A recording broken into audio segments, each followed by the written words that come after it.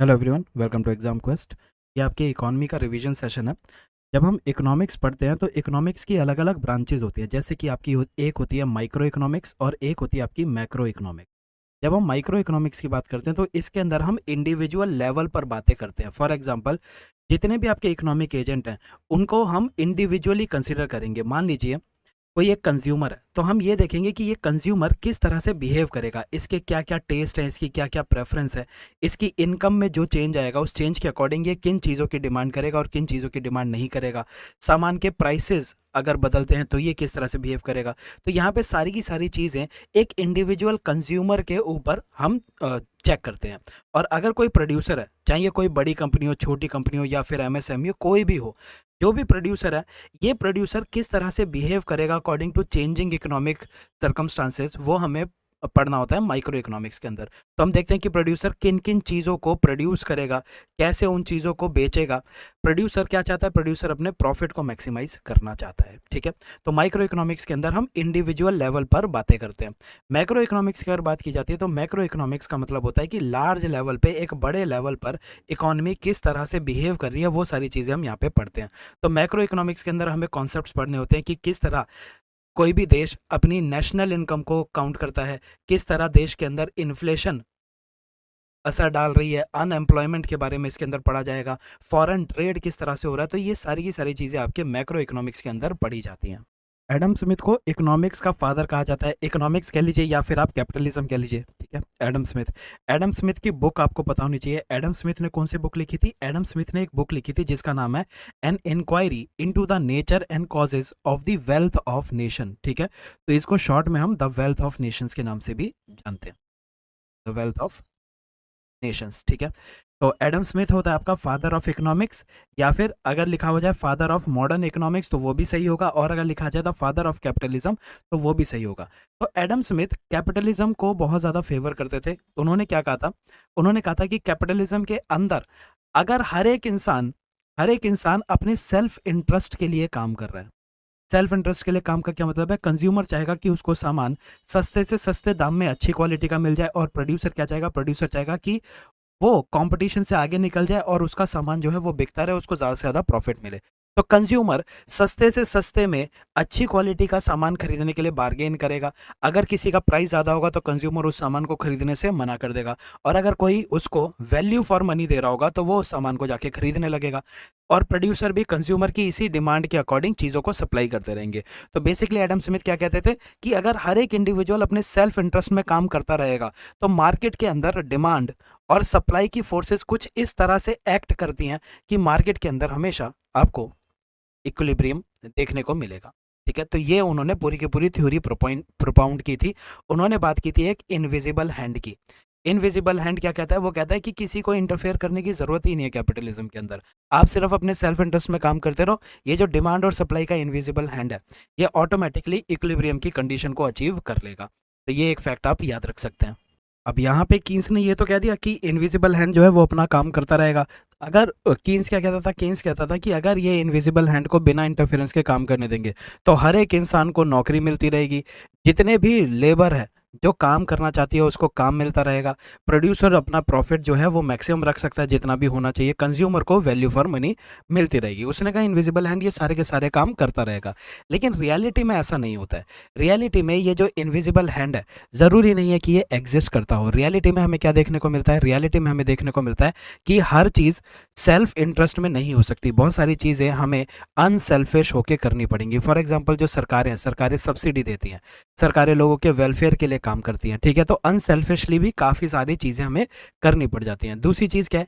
अगर ये invisible hand इतना ही अच्छा होता तो 1929 से लेकर 33 के अंदर जो ग्रेट इकोनॉमिक डिप्रेशन आया था वो डिप्रेशन आना ही नहीं चाहिए था, क्योंकि कैपिटलिज्म तब अपने फुल स्विंग में था। लेकिन उसके बावजूद भी ग्रेट इकोनॉमिक डिप्रेशन आता है। क्यों? क्योंकि कैपिटलिज्म जो है वो एक बबल की तरह फैलता जा रहा था, और जब वो फूटा तो उसके बाद प्रोडक्शन एक्टिविटी बिल्कुल नीचे आ गई। ग्रेट इकोनॉमिक डिप्रेशन आपके मतलब इसमें आपको जानने की ज़रूरत नहीं है रिवीजन सेशन के अंदर। ठीक है, तो अनसेल्फिश तरीके से भी काम होते हैं।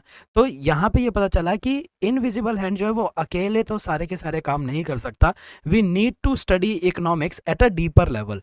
एडम स्मिथ जो बात करते थे, एडम स्मिथ बात करते थे एक माइक्रो लेवल पे इकोनॉमिक्स को पढ़ने की। लेकिन जब एक डीपर लेवल पे इकोनॉमी की पढ़ाई की बात की गई तो जन्म होता है एक इकोनॉमिक की ब्रांच का जिसका नाम है मैक्रो इकोनॉमिक्स। और मैक्रो इकोनॉमिक्स का अगर कोई आपसे फादर पूछे तो आप किसको फादर बोल सकते हैं? जॉन मेनार्ड कीन्स को। जॉन मेनार्ड कीन्स को हम मैक्रो इकोनॉमिक्स का फादर कह सकते हैं। इनसे जुड़ी हुई दो बुक्स आपको याद रखनी है, कौन सी? The economic consequence of the piece.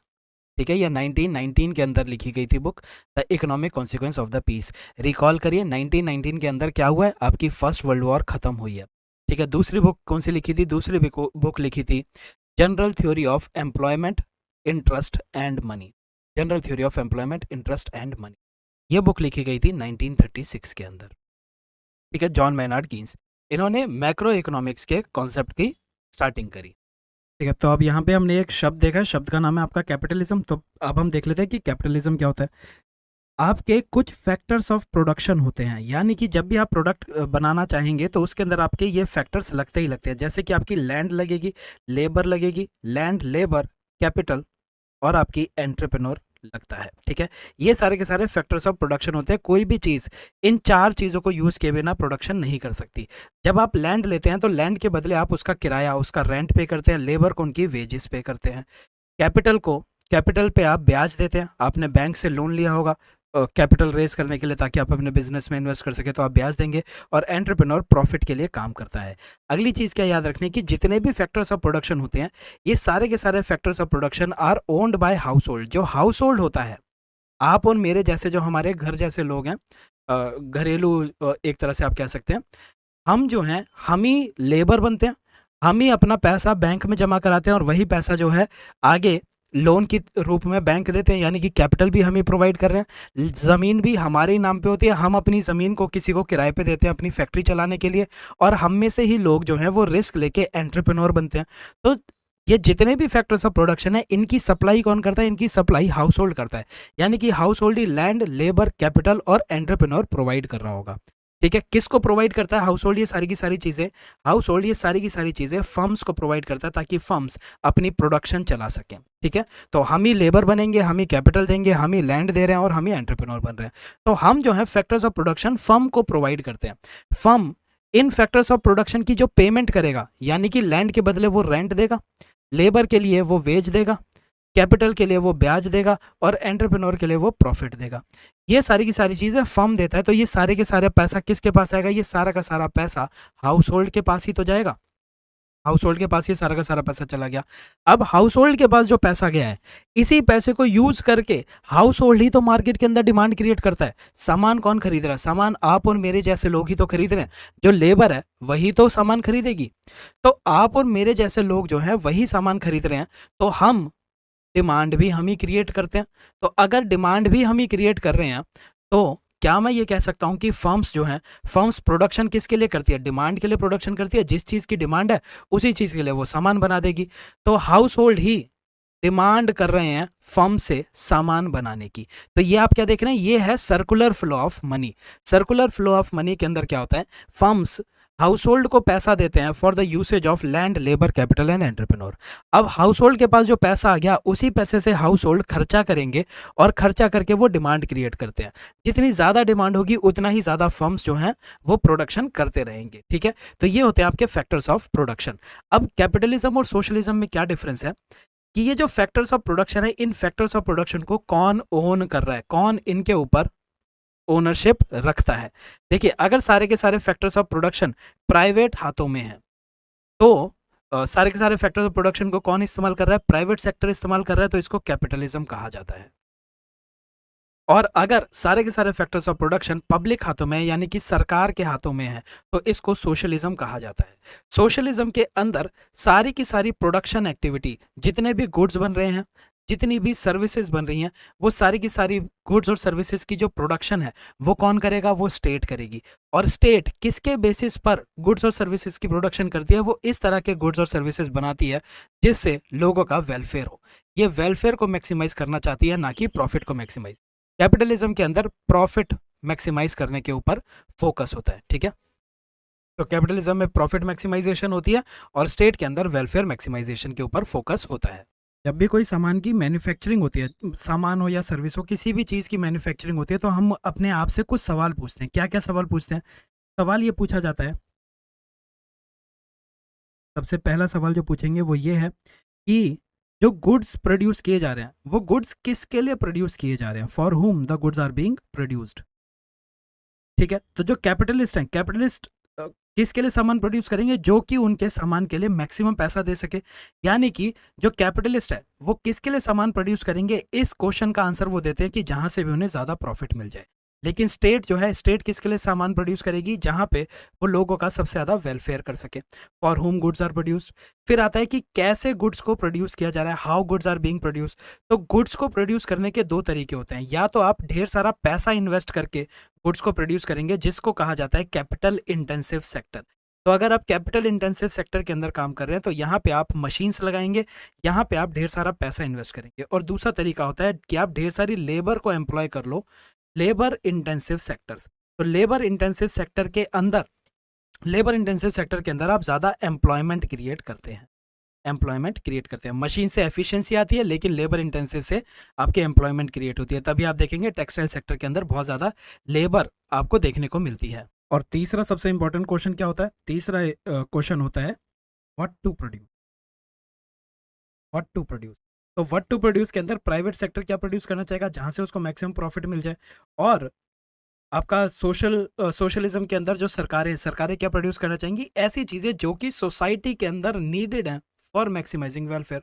Society की जो नीड्स हैं, उन सोसाइटी की नीड्स को फुलफिल करने का काम किया जाएगा।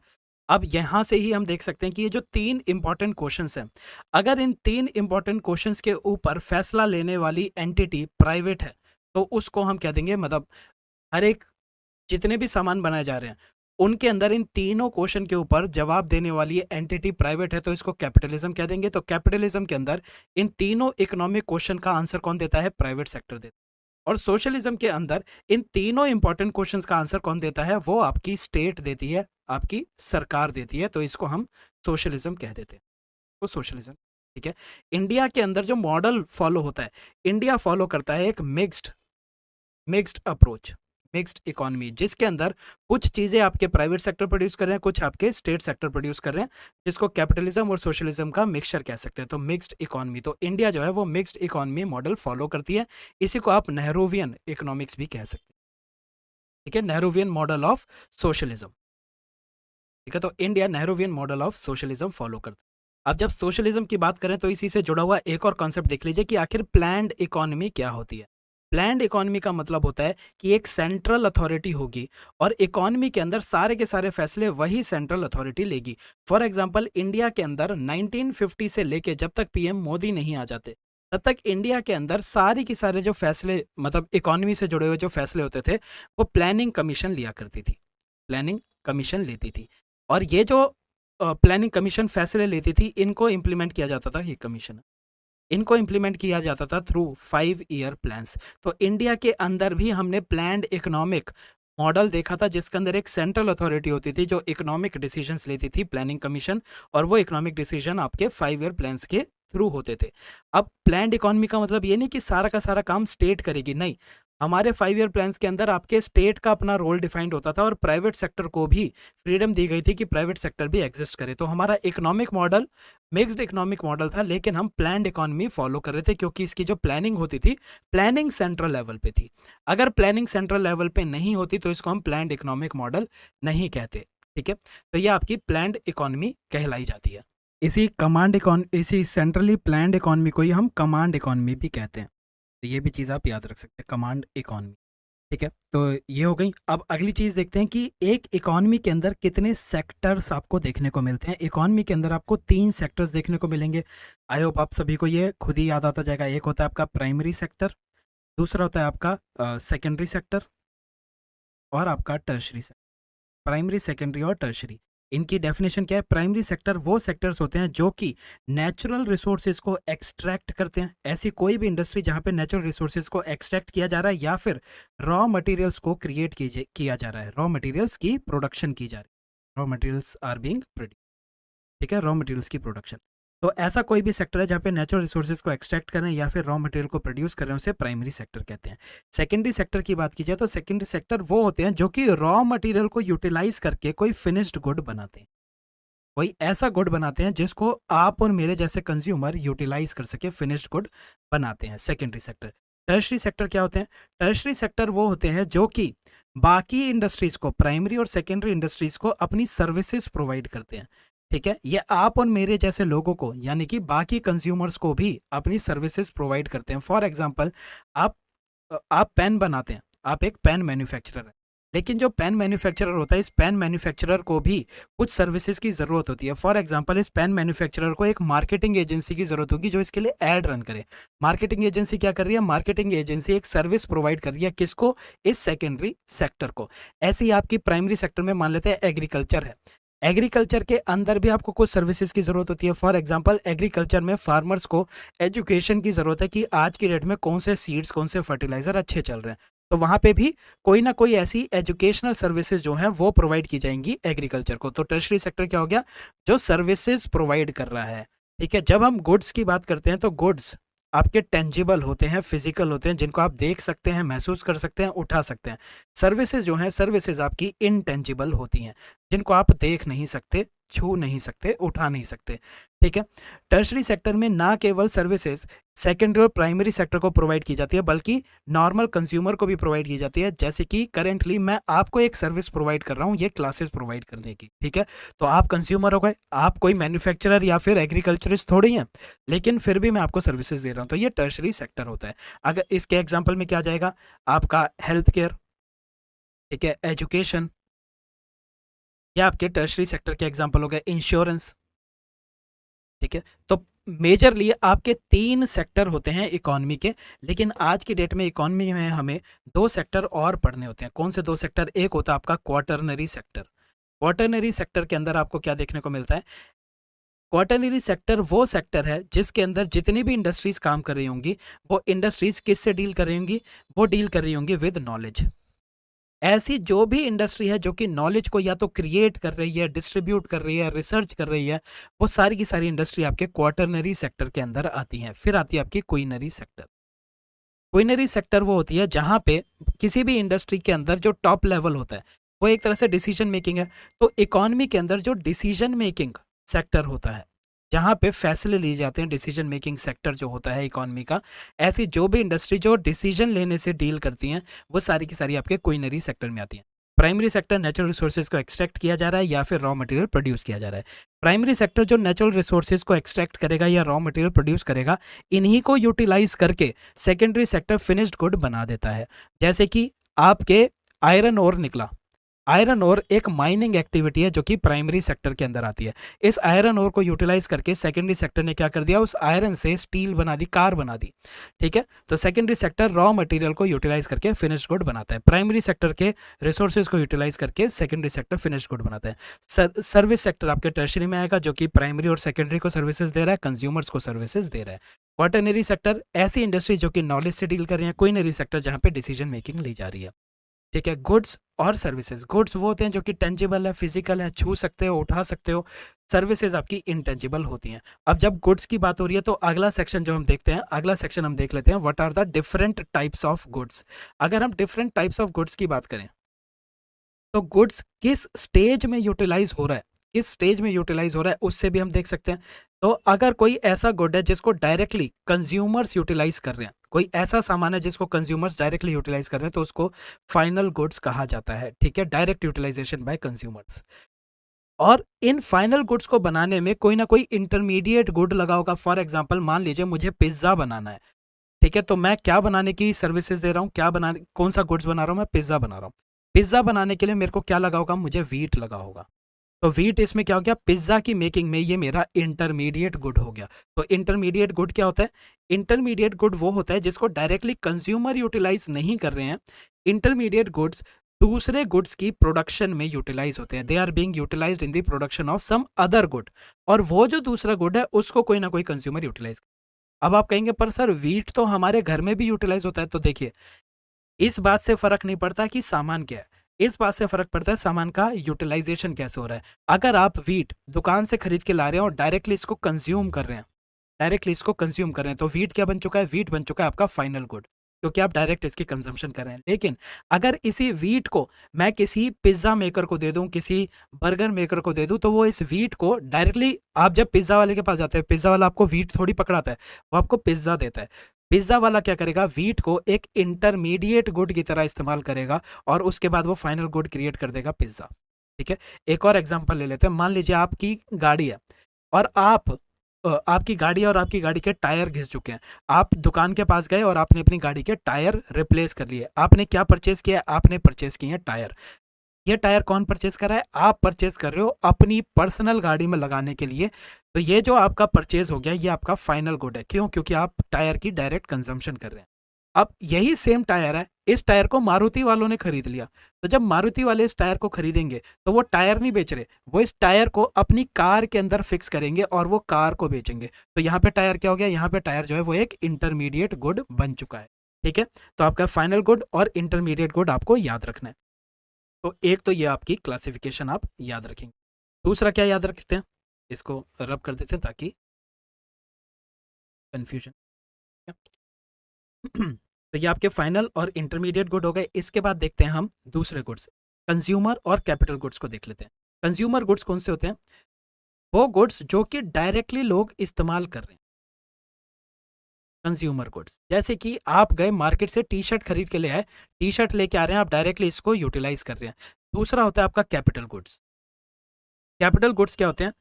मान लीजिए मेरी एक इंडस्ट्री है, इस इंडस्ट्री में मैं कार बनाता हूँ। ठीक है? कार की मैन्युफैक्चरिंग हो रही है। कार बनाने के लिए मुझे कोई ना कोई मशीन्स लग रही होंगी, मेरे को मशीन्स की ज़रूरत होगी जहाँ पे मैं कार बना सकता हूँ। ये जो मशीन है, मैं एक बार ही इस मशीन को खरीद लूँगा, इस मशीन के अंदर मैं बार बार ही स्टील डालूंगा और ये मशीन मेरे को कार बना के दे देगी। मैं स्टील डालूंगा और ये मेरे को कार दे देगी, मैं स्टील डालूंगा और ये मुझे कार दे देगी। अब यहाँ पे मैं ये जो स्टील यूज़ कर रहा हूँ, ये स्टील कार की मैन्युफैक्चरिंग में यूटिलाइज हो रहा है। ये स्टील क्या है? ये स्टील हो गया रॉ मटेरियल। ये स्टील क्या हो गया? ये स्टील हो गया इंटरमीडिएट गुड। ये स्टील इंटरमीडिएट गुड हो गया। और ये जो मैं मशीन की यूटिलाइजेशन कर रहा हूँ, एक ही बार मैंने ये मशीन खरीदी है और ये मशीन मेरे को मान लीजिए 10 सालों तक मेरा ये काम करती रहेगी। मैं एक बार मशीन खरीद रहा हूँ और 10 सालों तक उस मशीन से मैं कार की मैन्युफैक्चरिंग करवा रहा हूँ। ये जो मशीन है, इस मशीन को मैं कैपिटल गुड कहता हूँ। कैपिटल गुड एक तरह की मेरी इन्वेस्टमेंट हो गई। एक बार मैंने मशीन खरीदी है, ड्यूरेबल है ये मशीन ड्यूरेबल है और ये मेरे को फाइनल प्रोडक्ट मैन्युफैक्चर करने में मदद कर रही है। तो यहाँ पे एक डिफरेंस देखिएगा। इंटरमीडिएट गुड क्या है? इंटरमीडिएट गुड यहाँ पे स्टील है। क्यों? क्योंकि मैं बार बार स्टील को खरीदता हूँ और उस स्टील को कार में ट्रांसफॉर्म कर देता हूँ। ठीक है? जो मशीन है, मशीन को मैं बार बार नहीं खरीद रहा। मशीन क्या कर रही है? मशीन इस इंटरमीडिएट गुड को लेती है और उसको फाइनल प्रोडक्ट के अंदर निकाल के दे रही है मुझे। तो कैपिटल गुड क्या होगी? कैपिटल गुड आपकी ड्यूरेबल होती है और ये प्रोडक्शन प्रोसेस में यूज होती है। तो जो एक कन्फ्यूजन होती है डेफिनेशन देख के, वो ये कि क्या इंटरमीडिएट गुड और कैपिटल गुड सेम है? नहीं। इंटरमीडिएट गुड का मतलब ये है कि इसकी जो कंजम्पशन है, वो कंजम्पशन बार बार होती जाएगी। जो आपका कैपिटल गुड होता है वो ड्यूरेबल होता है, आपने एक बार खरीद लिया, लॉन्ग टर्म के लिए चलेगा। इसकी कंजम्पशन आपकी कार मैन्युफैक्चरिंग में बहुत ही स्लोली होती है। ठीक है? एक बार खरीदोगे, बार बार यूटिलाइज करते रहोगे।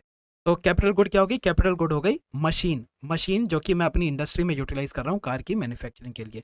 ठीक है? तो ये आपके कंज्यूमर गुड्स और ये आपके कैपिटल गुड्स हो गए। फिर आपके कुछ ड्यूरेबल कंज्यूमर प्रोडक्ट्स होते हैं। What are durable consumer product? Durable consumer products होते हैं आपके जैसे कि वॉशिंग मशीन आप एक बार ही खरीदते हैं। आप अपने घर के लिए वॉशिंग मशीन खरीद रहे हैं, यानी कि आप उसको कंज्यूम कर रहे हैं। लेकिन वॉशिंग मशीन एक बार खरीदी, अब ये कई सालों तक चलती रहेगी, तो वो आपके ड्यूरेबल कंज्यूमर प्रोडक्ट कहलाए जाते हैं। जब भी मैं कैपिटल की बात करूंगा, तो कैपिटल से आप हमेशा समझेंगे कि कोई ना कोई इन्वेस्टमेंट हो रही होगी। जब भी मैं कैपिटल की बात करूंगा, तो आप समझेंगे कि कोई ना कोई एसेट की क्रिएशन हो रही होगी। एसेट का मतलब क्या है? एसेट का मतलब ये है कोई भी ऐसी चीज़ जो आगे जाके मेरे प्रोडक्शन के अंदर या मेरे प्रॉफिट के अंदर कुछ ना कुछ इंक्रीज करती जाए। तो कंज्यूमर गुड्स देख लिया आपने और कैपिटल गुड्स देख लिए। अगले जो हम गुड्स देख रहे हैं वो कौन से हैं? सबसे पहले देखते हैं आपके ऑर्डिनरी गुड्स। ऑर्डिनरी गुड्स क्या होते हैं? ऑर्डिनरी गुड्स वो होते हैं जो कि डिमांड और सप्लाई के रूल्स को फॉलो करते हैं। ऑर्डिनरी गुड्स वो होते हैं कि अगर किसी चीज़ की डिमांड इंक्रीज हो रही है, तो उसके प्राइसेस इंक्रीज हो जाते हैं। ठीक है? और अगर किसी चीज़ की डिमांड डिक्रीज हो रही है, तो उसके प्राइसेस इंक्रीज हो जाते हैं। सॉरी मैं उल्टा बोल गया, डिमांड इंक्रीज हो रही है तो प्राइसेस इंक्रीज होंगे। सॉरी मैं ज़रा उल्टा बोल गया था, उसी चीज़ को करेक्ट कर लेते हैं।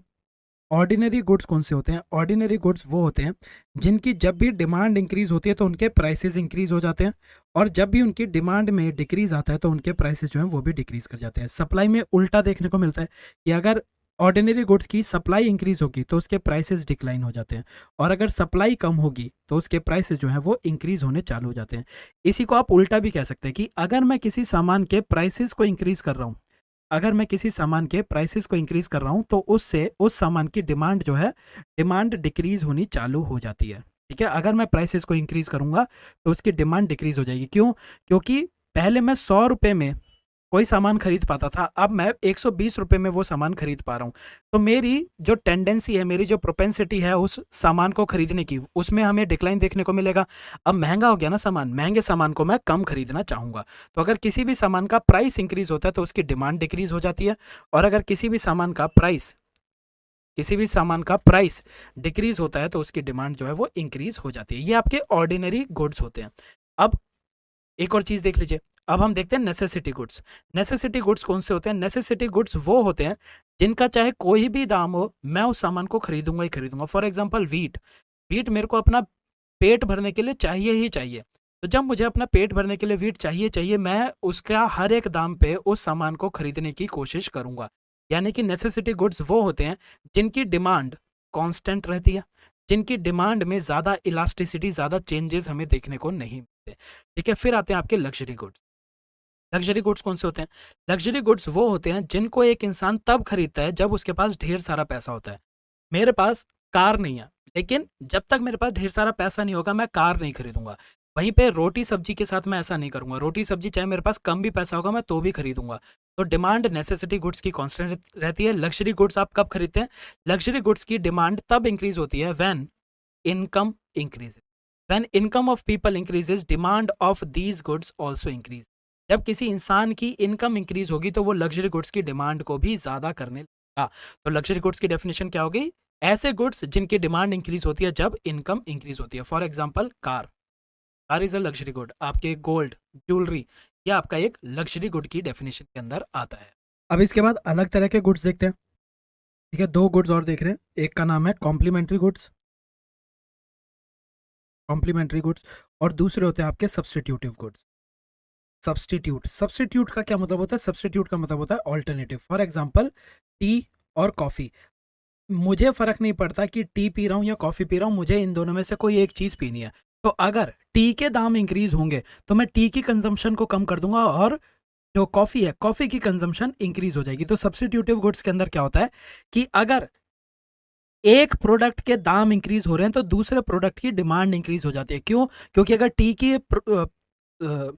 टी के अगर प्राइसेस इंक्रीज हो रहे हैं तो मैं टी को नहीं कंज्यूम करूंगा, मैं क्या करूंगा, टी को सब्सटीट्यूट कर दूंगा उसके ऑल्टरनेटिव से जो कि कॉफ़ी है, और मैं कॉफ़ी पीने लग जाऊंगा। तो कॉफ़ी की डिमांड इंक्रीज हो रही है। फिर से सुन लीजिए, सब्सटीट्यूटिव गुड्स के अंदर क्या होता है, दो ऑल्टरनेट्स की बात की जा रही है, दो ऐसे प्रोडक्ट्स की बात की जा रही है जो एक दूसरे को रिप्लेस कर सकते हैं। तो अगर एक प्रोडक्ट के दाम इंक्रीज होते हैं तो दूसरे प्रोडक्ट की डिमांड इंक्रीज हो जाती है। तो ऐसे गुड्स को सब्सटीट्यूटिव गुड्स कहते हैं। कॉम्प्लीमेंट्री गुड्स कौन से होते हैं? कॉम्प्लीमेंट्री गुड्स होते हैं जो एक दूसरे के साथ जाते हैं। फॉर एग्जाम्पल पेन और पेन की रिफिल, पेन और पेन की रिफिल। ठीक है, पेन और पेन की रिफिल एक दूसरे को कॉम्प्लीमेंट करते हैं, एक दूसरे के साथ जाते हैं। अब इसमें सुनिए, अगर किसी पेन की रिफिल के दाम इंक्रीज हो रहे हैं, किसी पेन की रिफिल के दाम इंक्रीज हो रहे हैं, तो मैं इस पेन की डिमांड रिड्यूस कर दूंगा। क्यों? क्योंकि अब रिफिल खरीदना महंगा हो गया। रिफिल को मैं अकेले तो यूज़ करूंगा नहीं, पेन के साथ ही यूज़ करना होता है, पेन का जो कवर होता है उसके साथ ही यूज़ करना होता है। तो अगर रिफिल के दाम इंक्रीज हो रहे हैं तो मैं इस पेन को भी खरीदना कम कर दूंगा। तो कॉम्प्लीमेंट्री गुड्स के अंदर क्या होता है कि किसी एक चीज़ के प्रोडक्ट के दाम अगर इंक्रीज होते हैं तो दूसरे की डिमांड डिक्रीज हो जाती है। इसमें क्या होता है, इसमें एक के दाम इंक्रीज हो रहे हैं तो दूसरे की डिमांड इंक्रीज हो जाती है। ठीक है, सब्सटीट्यूटेड में जब एक प्रोडक्ट के प्राइस इंक्रीज हो रहे हैं तो दूसरे प्रोडक्ट की डिमांड इंक्रीज होती है। और कॉम्प्लीमेंट्री के अंदर अगर एक चीज के दाम इंक्रीज हो रहे हैं तो दूसरी चीज की डिमांड डिक्रीज हो जाएगी। ये आपको याद रखना। ठीक है, कॉम्प्लीमेंट्री और सब्सटीट्यूटिव गुड्स, और ये किस तरह से इनकी वो होती है, डिमांड्स के अंदर चेंजेस आती हैं। फिर अलग तरह के गुड्स जो हम देख रहे हैं उसके अंदर आता है आपका पब्लिक गुड्स और आपके प्राइवेट गुड्स। पब्लिक गुड्स और प्राइवेट गुड्स। इनको समझने से पहले दो डेफिनेशन हम और देखेंगे। पहला है आपका राइवल गुड्स। राइवल गुड्स क्या होते हैं, ठीक है, या फिर कॉन्सेप्ट है राइवलरी का, ठीक है, rival versus non rival good. ठीक है, राइवल गुड्स वो गुड्स होते हैं जिनकी कंजम्पशन एक ही इंसान कर सकता है। ठीक है, जैसे कि मान लीजिए मेरी कार है, ये जो मेरी कार है, इस कार को सिर्फ मैं ही यूज़ कर रहा हूँ, आप तो मेरी कार को यूज़ नहीं कर सकते।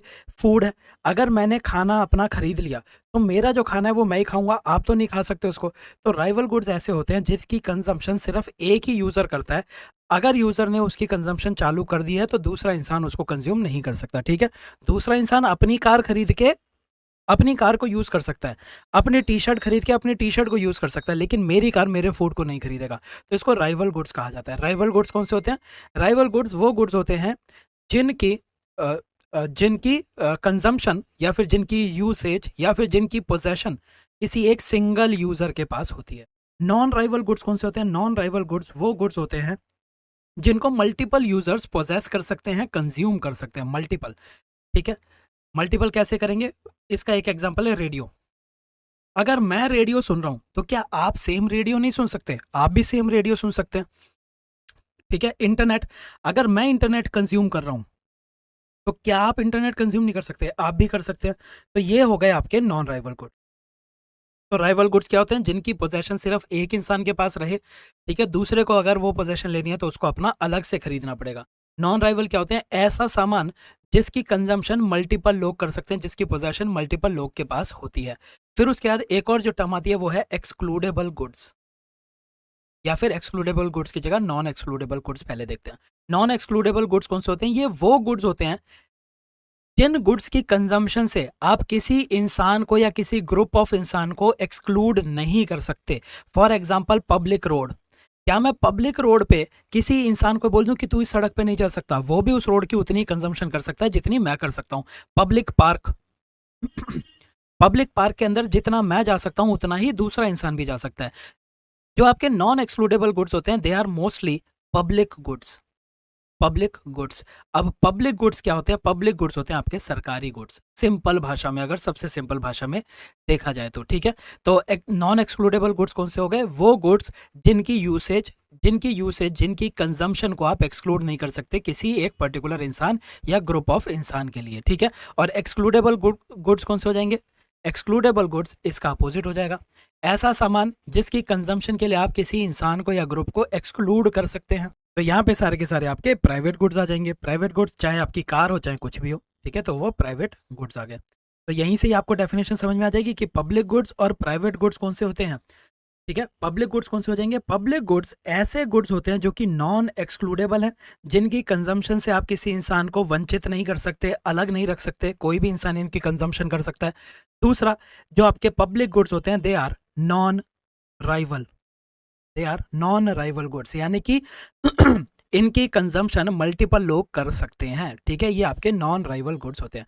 प्राइवेट क्या होते हैं? प्राइवेट गुड्स वो होते हैं जो कि एक्सक्लूडेबल भी हैं, जो कि आपके राइवल भी हैं। तो यहाँ से आपको ये सारी डेफिनेशन याद रखनी है पब्लिक गुड्स और प्राइवेट गुड्स। ठीक है, अगला जो हम टाइप्स ऑफ गुड्स देख रहे हैं वो है आपके मेरिट गुड्स। मेरिट गुड्स वो होते हैं जिनके पॉजिटिव इफेक्ट हमें देखने को मिलते हैं, इनको कहा जाता है positive externality. For example health, health जितनी ज़्यादा आप हेल्थ के ऊपर कंजम्पशन करेंगे उतना ही पॉजिटिव इम्पैक्ट आपके ऊपर आएगा। तो ऐसे गुड्स जिनकी पॉजिटिव एक्सटर्नैलिटी होती है उनको मेरिट गुड्स कहते हैं। और फिर होते हैं आपके डीमेरिट। डीमेरिट गुड्स वो होते हैं जिनकी नेगेटिव एक्सटर्नैलिटी होती है। नेगेटिव एक्सटर्नैलिटी में आपके अल्कोहल और सिगरेट सबसे प्राइम एग्जांपल होता है। पब्लिक टेंडेंसी की बात की जाए तो पब्लिक टेंडेंसी ये होती है कि वो मेरिट गुड्स के ऊपर कम खर्च करना चाहते हैं और डीमेरिट गुड्स की वो ज़्यादा कंजम्पशन करना चाहते हैं। इसीलिए मेरिट गुड्स को प्रमोट करना पड़ता है थ्रू स्टेट इंटरवेंशन। तो मेरिट गुड्स में स्टेट इंटरवेंशन चाहिए होती है इनको प्रमोट करने के लिए, और डीमेरिट गुड के अंदर स्टेट इंटरवेंशन चाहिए होती है इनके यूसेज को लिमिट करने के लिए।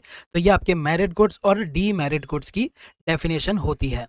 अब जो अगला टॉपिक हम स्टार्ट करेंगे, ठीक है, अभी तक हमने गुड्स वगैरह देखे और थोड़ा बहुत बेसिक देखा था। अगले टॉपिक के अंदर हम नेशनल इनकम अकाउंटिंग स्टार्ट कर रहे हैं। नेशनल इनकम अकाउंटिंग के अंदर सबसे पहले तो हमें ये पता होना चाहिए कि नेशनल इनकम क्या होती है, फिर उसके बाद जीडीपी से जुड़े हुए ढेर सारी चीज़ें हम देखते हैं। जीडीपी आपकी रियल जीडीपी हो सकती है, नॉमिनल जीडीपी हो सकती है। आई होप ये शब्द सुनते ही आपको याद आ रहा होगा कि रियल और नॉमिनल जीडीपी क्या होती हैं।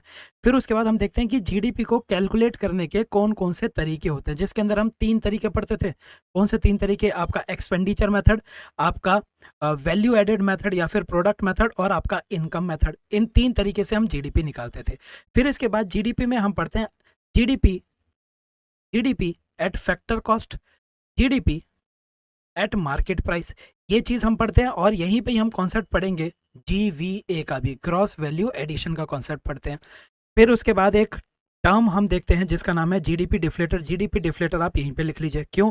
क्योंकि जीडीपी डिफ्लेटर आपकी रियल और नॉमिनल जीडीपी से जुड़ा होता है। जीडीपी डिफ्लेटर, ये टर्म देखनी है हमें।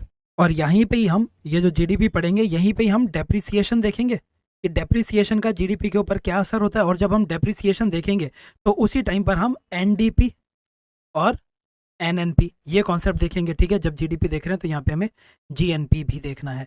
तो ये सारे के सारे जो टॉपिक्स हैं आपके नेशनल इनकम अकाउंटिंग के अंदर, यही चीज़ें हमें ढंग से देखनी होती है। तो चलिए इसी को चालू करते हैं अब हम। तो सबसे पहले हम जीडीपी की डेफिनेशन के साथ चालू करते हैं, फिर बाकी कॉन्सेप्ट देखेंगे। जीडीपी क्या होता है? जीडीपी की अगर डेफिनेशन की बात करें तो जीडीपी का मतलब होता है कि एक डोमेस्टिक टेरिटरी के अंदर, एक टेरिटरी के अंदर कितने गुड्स और सर्विसेज प्रोड्यूस हो रहे हैं। जितने भी गुड्स और सर्विसेज प्रोड्यूस हो रहे हैं, इनकी मॉनेटरी वैल्यू क्या है। तो हम कह सकते हैं जीडीपी की डेफिनेशन होती है the monetary value of all the final goods and services produce with in a territory. जब मैं गुड्स और सर्विसेज की बात कर रहा हूं तो इसके अंदर आप ध्यान रखेंगे सिर्फ और सिर्फ फाइनल गुड्स और सर्विसेज की मॉनेटरी वैल्यू को काउंट किया जाता है। इसके अंदर इंटरमीडिएट गुड्स की वैल्यू को काउंट नहीं करते। क्यों? क्योंकि इंटरमीडिएट की वैल्यू जो है वो ऑलरेडी इस फाइनल गुड्स के अंदर शामिल हो चुकी होती है और उसी के अंदर हमें वो देखने को मिलती है। तो अगर हम फाइनल गुड्स की वैल्यू की बात करें तो इसके अंदर इंटरमीडिएट गुड्स की वैल्यू होती है, प्लस उन गुड्स के ऊपर जो काम हुआ होता है, जो वैल्यू एडिशन हुई होती है, वो भी इसके अंदर शामिल होती है। तो अगर आप फाइनल गुड्स की वैल्यू ले रहे हैं तो उसमें इंटरमीडिएट और वैल्यू एडिशन दोनों आ जाती हैं। ऐसे में अगर आप इंटरमीडिएट गुड्स को दोबारा से ऐड कर देंगे तो यहाँ पे डबल काउंटिंग हो जाएगी, और हमें डबल काउंटिंग नहीं करनी होती, इसीलिए इंटरमीडिएट गुड्स को यहाँ पे ऐड नहीं किया जाता है। ठीक है, तो जीडीपी क्या हो गई? जीडीपी हो गई monetary value of all the final goods and services produced with in an economy. ये आपकी जीडीपी की डेफिनेशन होती है। इसके अंदर इंटरमीडिएट गुड्स जो है वो शामिल नहीं होते। दूसरा क्या याद रखेंगे, इसके अंदर आपकी केयर इकोनॉमी शामिल नहीं होती। केयर इकोनॉमी का क्या मतलब है? आपके घर के अंदर जो आपके मम्मी भाई बहन, जो भी आपके घर के अंदर आपका ख्याल रखने का काम कर रहे हैं, जैसे सफाई करना, खाना बनाना, ये जो काम होते हैं, इनको हमारी इकोनॉमी के अंदर क्योंकि हम इसकी मॉनेटरी वैल्यू नहीं निकाल सकते, इसीलिए इसको हम जीडीपी की वैल्यू के अंदर काउंट नहीं करते हैं। वहीं पर अगर आप किसी मेड को हायर करेंगे तो मेड को आप पैसे दे रहे हैं उसकी सर्विस के लिए, तो वो हमारी जीडीपी के अंदर शामिल हो जाता है। जो हमारी जीडीपी है वो सिर्फ और सिर्फ क्वांटिटी के ऊपर डील करती है, यानी कि कितने गुड्स और सर्विसेज प्रोड्यूस हो रहे हैं, उनकी मॉनेटरी वैल्यू क्या थी, सिर्फ क्वांटिफाइबल डेटा होता है। इसके अंदर हमें क्वालिटी के बारे में नहीं पता होता, यानी कि हमें ये नहीं पता है कि जीडीपी में जो गुड्स और सर्विसेज प्रोड्यूस हो रहे हैं, जिनकी हम वैल्यू देख रहे हैं, ये गुड्स और सर्विसेज कहाँ से प्रोड्यूस हो रहे हैं। क्या हम सिर्फ वेपन्स बना के अपनी जीडीपी को इंक्रीज कर रहे हैं, या फिर हम ढेर सारी चीज़ें बना रहे हैं, लोगों का भला भी कर रहे हैं और वहाँ से हमारी जीडीपी आ रही है। तो क्वालिटी जो है वो जीडीपी के अंदर शामिल नहीं होती है। जीडीपी एक्सटर्नैलिटीज के बारे में कोई बात नहीं करता। एक्सटर्नैलिटीज का मतलब ये होता है कि ये जो गुड्स और सर्विसेज बना रहे हैं, इन गुड्स और सर्विसेज बनाने का एक्सटर्नल इफेक्ट क्या होगा। फॉर एग्जांपल, हो सकता है कि आप जो गुड्स और सर्विसेज बना रहे हैं उससे एनवायरनमेंट बहुत ज़्यादा हार्म हो रहा है, तो ये एक नेगेटिव एक्सटर्नैलिटी हो गई। हो सकता है जो आप गुड्स एंड सर्विसेज बना रहे हैं उससे लोगों की हेल्थ खराब हो रही है, तो ये भी एक नेगेटिव एक्सटर्नैलिटी हो गई। क्या जीडीपी के अंदर इन चीज़ों को काउंट किया जाएगा? उसके अंदर इनको काउंट नहीं किया जाता है। ना ही पॉजिटिव एक्सटर्नैलिटीज इसके अंदर काउंट हो पाती हैं, ना ही नेगेटिव एक्सटर्नैलिटीज इसमें काउंट हो पाती हैं। कारण क्या है एक्सटर्नैलिटीज ना काउंट कर पाने का? कारण यह है कि इनको हम मनी टर्म्स में नहीं लिख सकते। जीडीपी सिर्फ और सिर्फ मनी टर्म्स के अंदर ही बात करती है, तो एक्सटर्नैलिटीज इसके अंदर हमें देखने को नहीं मिलती हैं। इसके साथ साथ जो आपके नॉन मॉनेटरी ट्रांजैक्शंस हैं, नॉन मॉनेटरी ट्रांजैक्शंस क्या होते हैं? मान लीजिए कोई बार्टर सिस्टम के अंदर आप सामान एक्सचेंज कर रहे हैं, तो वो जो वैल्यू है वो भी आपकी जीडीपी के अंदर शामिल नहीं होगी। क्यों? क्योंकि जीडीपी सिर्फ और सिर्फ आपकी मॉनेटरी टर्म्स के अंदर ही बात करती है। अब इसी के अंदर मैं बार बार डेफिनेशन में क्या बोल रहा हूँ कि जीडीपी होती है monetary value of all final goods and services produced with in the territory. ठीक है, with in the territory of a country. तो यहीं पे आप दो कॉन्सेप्ट देख लीजिए, एक होता है जीडीपी और दूसरा होता है आपका जीएनपी। जीडीपी क्या कहता है? जीडीपी कहता है कि कितने गुड्स और सर्विसेज प्रोड्यूस हो रहे हैं किसी एक टेरिटरी के अंदर। तो अगर मैं इंडिया की जीडीपी की बात करता हूं तो इंडिया की टेरिटरी के अंदर जितने भी गुड्स और सर्विसेज प्रोड्यूस हो रहे हैं उनकी मॉनेटरी वैल्यू को मैं जीडीपी कह दूंगा। मुझे फर्क नहीं पड़ता कि इनको कौन प्रोड्यूस कर रहा है, मुझे बस ये फर्क पड़ता है कि ये प्रोड्यूस कहाँ हो रहे हैं। अगर इंडिया में प्रोड्यूस हो रहे हैं, इंडिया की टेरिटरी में हो रहे हैं, तो ये इंडिया की जीडीपी का हिस्सा बन जाएंगे। तो इंडिया की जीडीपी में जो इंडिया के अंदर इंडियंस प्रोड्यूस कर रहे हैं वो भी आएगा और जो फॉरेनर्स प्रोड्यूस कर रहे हैं वो भी आएगा। जीएनपी की जब बात की जाती है तो जीएनपी के अंदर क्या होता है? जीएनपी के अंदर हम ये देखते हैं कि जो भी गुड्स और सर्विसेज प्रोड्यूस हो रहे हैं उनको आखिर प्रोड्यूस कौन कर रहा है, यहाँ पे कौन ज्यादा इंपॉर्टेंट हो जाता है। तो जितने भी गुड्स और सर्विसेज इंडियंस प्रोड्यूस कर रहे हैं वो सारे के सारे जीएनपी का हिस्सा हो जाते हैं, चाहे ये इंडियंस इंडिया के अंदर प्रोड्यूस करें या फिर बाहर फॉरेन में प्रोड्यूस करें। तो अब एक जो आपसे क्वेश्चन पूछा जाएगा वो ये कि जीडीपी जीडीपी से जीएनपी आप किस तरह निकाल सकते हैं। तो देखिए, जब हम जीडीपी की बात करते हैं तो इसका मतलब क्या है कि मान लीजिए मैं इंडिया की जीडीपी निकाल रहा हूं, तो इसका मतलब ये है कि इंडिया की टेरिटरी में इंडियंस ने कुछ प्रोड्यूस किया है और फॉरेनर्स ने कुछ प्रोड्यूस किया है। जीएनपी अगर मुझे निकालनी है जीडीपी से तो मैं क्या करूंगा? जीडीपी लूंगा। जीडीपी में इंडियंस और फॉरेनर्स दोनों ने जो प्रोड्यूस किया वो सारी की सारी चीजें, तो मैं इस जीडीपी में से वो माइनस कर दूंगा जो कि इंडिया की टेरिटरी के अंदर फॉरेनर्स ने प्रोड्यूस किया है। ठीक है, तो मैं माइनस कर दूंगा ये फॉरेनर वाला एस्पेक्ट, प्लस मैं इसके अंदर क्या ऐड कर दूंगा?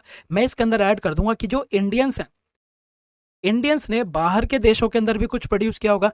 तो ऐसी चीजों, ऐसी मॉनेटरी वैल्यूज को ऐड कर दूंगा मैं जो कि इंडियंस ने प्रोड्यूस की हैं बाहर कहीं किसी देश के अंदर।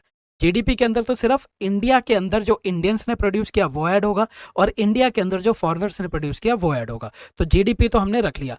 अब जो इंडियंस बाहर प्रोड्यूस कर रहे हैं उसको हम यहाँ पे ऐड कर देंगे। तो इंडियंस जिन्होंने अब्रॉड में कुछ प्रोड्यूस किया वो हमने ऐड कर दिया। ये वाली जो चीज होती है इस चीज को कहा जाता है net factor income from abroad. ठीक है, या फिर नेट इनकम फ्रॉम अब्रॉड, आप किसी भी तरह से इसको याद रख सकते हैं। तो अब अगर आपके सामने सवाल आ जाए कि जीडीपी आपको दे रखी है और आपको जीएनपी निकालनी है तो आपको कौन सी चीज इसमें ऐड या माइनस करनी होगी, तो आपको इसके अंदर ऐड करना होगा। नेक्स्ट पेज पे लिख देता हूं मैं कि अगर आपको जीएनपी निकालनी है तो जीएनपी क्या होती है? GDP plus net factor income from abroad. Net factor income from abroad. ठीक है, तो यहीं से आप अब खुद बताइएगा कि net factor income from abroad negative कब होगी और net factor income from abroad positive कब होगी। ठीक है, तो ये आपको बताना है। तो जीएनपी से जीडीपी आपने कैलकुलेट करना सीख लिया। एक और चीज देख लीजिए, इकोनॉमी में जब भी ग्रॉस दे रखा है, ग्रॉस में से अगर आप डेप्रिसिएशन माइनस कर देंगे, ग्रॉस में से जब भी आप डेप्रिसिएशन माइनस कर देंगे तो वो नेट बन जाता है। तो अगर आपके सामने जीडीपी दे रखा है और आपसे पूछा जाए कि जीडीपी से हमें, जीडीपी में अगर हम डेप्रिसिएशन माइनस कर दे तो आपके सामने क्या आएगा? तो वो आ जाएगा एनडीपी, क्योंकि जी क्या होता है? जी होता है ग्रॉस, ग्रॉस में से डेप्रिसिएशन माइनस किया नेट। ऐसे ही अगर आपको जीएनपी दे रखा है और जीएनपी में से आप डेप्रिसिएशन माइनस कर दे तो वो बन जाता है एनएनपी। ठीक है, ये सारी की सारी चीजें हो जाती हैं। अब जो अगला कॉन्सेप्ट देख रहे हैं वो अगला कॉन्सेप्ट है कि आपकी फैक्टर कॉस्ट क्या होती है और आपकी मार्केट प्राइस क्या होती है और आपकी बेसिक प्राइस क्या होती है। ये तीन चीजें हम समझेंगे अब। पर इस कॉन्सेप्ट से पहले आपको एक और चीज देखनी है, तो पहले वो कवर करेंगे, फिर इसके बाद आएंगे फैक्टर कॉस्ट, बेसिक प्राइस और मार्केट प्राइस। देखिए, हम जब जीडीपी निकालते हैं, जीडीपी तो मैं आपको ऑलरेडी डेफिनेशन बता चुका हूँ। जीडीपी आपकी निकाली जा सकती है एक तो फैक्ट्री के लेवल पे और दूसरा जीडीपी निकाली जा सकती है आपके मार्केट के लेवल पे। जब हम फैक्ट्री के लेवल पर जीडीपी निकालते हैं तो इसका क्या मतलब है? जीडीपी एक बार ध्यान से सुनिए, जीडीपी क्या है? जीडीपी के अंदर हम देखते हैं कि कौन कौन से गुड्स प्रोड्यूस हो रहे हैं, कौन कौन सी सर्विसेज प्रोड्यूस हो रही है, इन गुड्स की क्या वैल्यू है और इन सर्विसेज की क्या वैल्यू है, और फिर इनको ऐड कर दिया जाता है। मार्केट इकोनॉमी के अंदर जितने भी गुड्स और सर्विसेज प्रोड्यूस हो रहे हैं उनकी मॉनेटरी वैल्यू निकाल के उनको हम ऐड कर देते हैं और फिर उसके बाद हमारी जीडीपी निकल के आ जाती है। अब ये जो मनी वैल्यू है गुड्स और सर्विसेज की, ये हम किस लेवल पर देख रहे हैं उसके ऊपर हमारी जीडीपी डिपेंड होगी। मान लीजिए अगर मैं फैक्ट्री के लेवल पर देखूं कि फैक्ट्री के लेवल पर गुड्स की क्या वैल्यू थी, सर्विसेज की क्या वैल्यू थी, और उन सभी को मैं ऐड कर दूं, तो यहां से जो जीडीपी निकल के आती है उस जीडीपी को कहा जाता है जीडीपी एट फैक्टर कॉस्ट। क्यों? क्योंकि यहां पे हमने कौन सी मनी वैल्यू ली है? हमने फैक्ट्री के लेवल पर जो गुड्स और सर्विसेज की वैल्यू आ रही है हम उसको लेते हैं, और वहीं पे ही अगर मैं गुड्स और सर्विसेज की मार्केट के अंदर जो वैल्यू थी, मार्केट के अंदर की वैल्यू को ऐड कर दूं तो उसके बाद जो जीडीपी निकल के आती है उस जीडीपी को कहा जाता है जीडीपी एट मार्केट प्राइस। ठीक है, इसको जीडीपी एट मार्केट प्राइस कह देते हैं।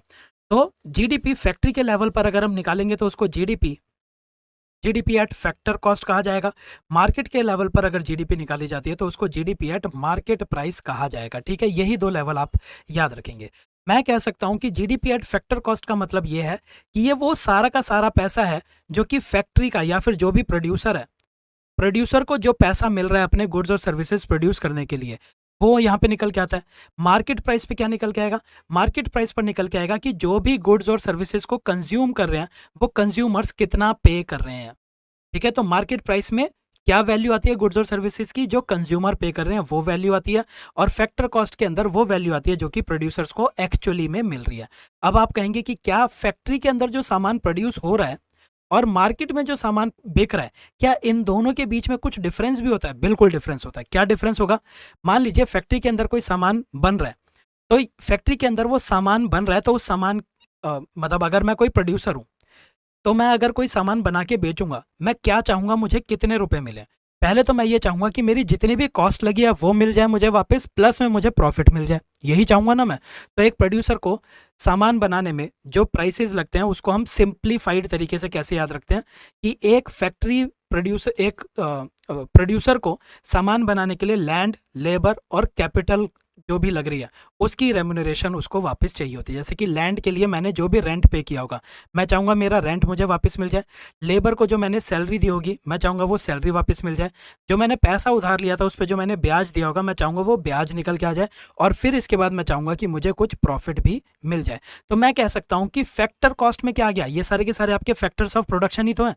तो फैक्टर कॉस्ट आपकी फैक्टर्स ऑफ प्रोडक्शन की रेम्यूनरेशन बताती है, उसकी रेम्यूनरेशन के बारे में बात करिए। अब ये तो वो पैसा है जो मैं चाहूंगा मुझे मिले। इसके अलावा जो मेरा सामान है, मेरा सामान मार्केट में जाएगा, और जब वो मार्केट के अंदर बिकता है तो आपको पता होगा मार्केट में कोई भी सामान बिकता है तो उसके ऊपर जीएसटी लगती है। जीएसटी क्या है? वो है एक तरह का इनडायरेक्ट टैक्स। तो मार्केट के अंदर कोई भी सामान बिकेगा तो उसके अंदर आपके इनडायरेक्ट टैक्सेशंस लगते हैं। ठीक है, इनडायरेक्ट टैक्स लगता है। ठीक है, तो क्या मैं ये कह सकता हूं कि फैक्टर कॉस्ट में इनडायरेक्ट टैक्स नहीं लगा होता? फैक्टर कॉस्ट में कई बारी सरकारें कुछ कुछ फैक्ट्रीज को सब्सिडीज दे देती है, तो सब्सिडीज यहाँ पे मिल रही होती है। ठीक है, तो अगर मैं कहूँ कि एक फैक्ट्री वाले इंसान को कितना पैसा मिल रहा है, तो आप कहेंगे कि उसको फैक्टर्स ऑफ प्रोडक्शन की रेम्यूनरेशन मिल रही है। जो हमने यहाँ पे देख लिया, फैक्टर्स ऑफ प्रोडक्शन की पूरी रेम्यूनरेशन मिल रही है, प्लस में अगर कोई सरकार सब्सिडी दे रही होगी तो वो सब्सिडीज मिलती हैं इसको। ठीक, मार्केट प्राइस की अगर बात की जाए तो मार्केट प्राइस के अंदर आपको क्या देखने को मिलता है? मार्केट प्राइस में इनडायरेक्ट टैक्सेशन लग रहा होता है। ठीक है, इनडायरेक्ट टैक्सेशन लग रहा होता है। अब यहीं से ही, इसी पूरे के पूरे फंडे से अगर हम जीडीपी के कॉन्सेप्ट को देखें, इसको मैं थोड़ा सा छोटा करके साइड में कर देता हूं, और जीडीपी भी इसी पेज पे हम देखते हैं। जीडीपी के अगर मैं कुछ फंडे देखना चाहूँ तो जीडीपी आपके फैक्टर कॉस्ट पे अलग आएगी, मार्केट प्राइस पे आपकी अलग आएगी। तो उसको आप कैसे याद रख सकते हैं? ठीक है, जहां से आपके क्वेश्चन आते हैं सिर्फ उन्हीं चीज़ों को इस सेशन में कवर किया जा रहा है। अगर आपसे बोला जाए कि जीडीपी एट मार्केट प्राइस क्या होती है, तो जीडीपी एट मार्केट प्राइस का मतलब होता है जितने भी फाइनल गुड्स और सर्विसेज प्रोड्यूस हो रहे हैं उसकी मार्केट में क्या वैल्यू थी, उन सभी को अगर हम ऐड कर दें तो हमारे पास जीडीपी एट मार्केट प्राइस आ जाएगा। जीडीपी एट मार्केट प्राइस के अंदर इनडायरेक्ट टैक्सेशंस लगे होते हैं। जीडीपी एट मार्केट प्राइस वो वैल्यू होती है जो कि कंज्यूमर्स पे करते हैं, जो कि कंज्यूमर्स पे करते हैं। ठीक, तो ये हो गया GDP at market price. GDP at factor cost क्या होता है? जीडीपी एट फैक्टर कॉस्ट का मतलब होता है सारे के सारे फाइनल गुड्स और सर्विसेज जो प्रोड्यूस हो रहे हैं उनकी फैक्ट्री के टाइम पर कितनी वैल्यू थी। अभी तक सामान मार्केट में नहीं आया, फैक्ट्री के लेवल पे कितनी वैल्यू थी। यहाँ पे इनडायरेक्ट टैक्सेशंस नहीं लगे होते। ये वो वैल्यू होती है जो कि प्रोड्यूसर्स को एक्चुअली में मिलती है। Producers get, this is the amount which producers get. ठीक है, अब एक क्वेश्चन आता है कि अगर आपको जीडीपी एट मार्केट प्राइस दे रखा है तो आप कैसे जीडीपी एट फैक्टर कॉस्ट निकालेंगे? तो अगर आपको जीडीपी एट फैक्टर कॉस्ट निकालना है, जब आपको जीडीपी एट मार्केट प्राइस दे रखा है, तो देखिए जीडीपी एट मार्केट प्राइस में इनडायरेक्ट टैक्स होता है लेकिन फैक्टर कॉस्ट में इनडायरेक्ट टैक्स नहीं होता। तो आप मार्केट प्राइस में से इनडायरेक्ट टैक्स को माइनस कर देंगे। ठीक है, जीडीपी एट मार्केट प्राइस में से इनडायरेक्ट टैक्सेशन को माइनस कर दिया जाता है यहाँ पे। और जीडीपी एट फैक्टर कॉस्ट में कई बार आपको सब्सिडीज में मिलती हैं। ठीक है, सब्सिडीज मिलती हैं, तो वो जो सब्सिडीज हैं वो यहाँ पे ऐड कर दी। ठीक है। तो जीडीपी एट फैक्टर कॉस्ट अगर आपको निकालना है तो जीडीपी एट मार्केट प्राइस में से इनडायरेक्ट टैक्स माइनस कर दो, प्लस फैक्ट्री लेवल पे जो सब्सिडीज मिल रही हैं उनको ऐड कर दो। ये जो पूरा का पूरा कंपोनेंट होता है जिसके अंदर हम अगर माइनस का साइन कॉमन लोगे तो ये थोड़ा सा चेंज हो जाएगा, तो मैं इसको दोबारा से लिख देता हूँ आपके लिए, क्या कंफ्यूज नहीं होना। जीडीपी एट फैक्टर कॉस्ट का मतलब है GDP at market price, minus का साइन हम बाहर रखते हैं, अंदर ब्रैकेट रख लेते हैं, ठीक है। हमें जीडीपी एट मार्केट प्राइस में से इनडायरेक्ट टैक्सेशन को माइनस करना है और हमें सब्सिडीज को ऐड करना है। तो माइनस माइनस प्लस बन जाता है, तो यहाँ पे प्लस का माइनस का साइन आ जाएगा और ये सब्सिडीज, ठीक है। तो ये आपका पूरा का पूरा फॉर्मूला बन जाता है जीडीपी एट फैक्टर कॉस्ट का, जीडीपी एट फैक्टर कॉस्ट, ठीक है। तो मैं इसको सिंप्लीफाई करके क्या लिख सकता हूँ, GDP at factor cost is equals to GDP at market price minus में net indirect taxation. Indirect tax में से सब्सिडी माइनस करते हैं तो इसको नेट इनडायरेक्ट टैक्सेशन भी लिखा जा सकता है। तो जीडीपी एट फैक्टर कॉस्ट का ये फॉर्मूला है। क्या क्या क्वेश्चन आ सकते हैं कि किस में इनडायरेक्ट टैक्स इन्वॉल्व है और किस में इनडायरेक्ट टैक्स इन्वॉल्व नहीं है। अब जरा हम फैक्टर कॉस्ट, बेसिक प्राइस और मार्केट प्राइस का फंडा देखेंगे। अच्छा, एक चीज़ और, अभी तक हमने क्या देखा, हम पहले ना कैलकुलेशन को, मतलब सिर्फ मैं आपको चीज़ें याद रहें, कन्फ्यूजन ना हो उसके लिए मैं ये कहानी बता रहा हूँ। अब पहले क्या होता था, पहले हम सिर्फ फैक्टर कॉस्ट के ऊपर जीडीपी निकाल लेते थे और फिर मार्केट प्राइस के ऊपर जीडीपी निकाल लेते थे।